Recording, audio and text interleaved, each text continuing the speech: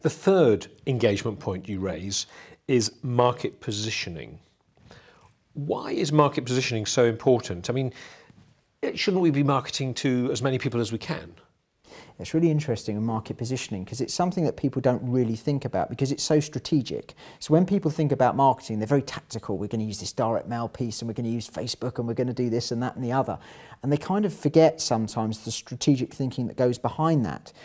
And the really key thing about market positioning is today is in order to be attractive, because customers are proactive now, they're going to go online and they're going to look not necessarily for you, but they will find you if you do the right things.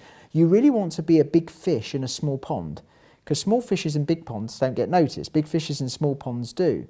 Here's what most business owners and people that are behind the strategy of a company often forget. You pick the pond. No one picks it for you. You can choose the pond in which you want to swim. But if I can extend that kind of metaphor a bit, ponds don't dig themselves.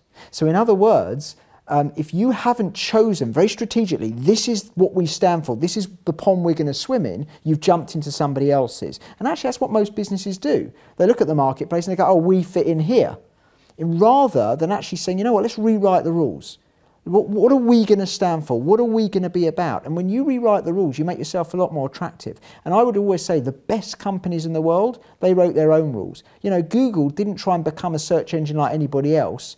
They just rewrote the rule book of search. You know, Facebook rewrote the rule book of social platforms. So in other words, you can go along and say, we'll carve up our own pond. So you really need to think about, what are we good at? What can we really bring something special to the table and make your own market, you know, create your own pond?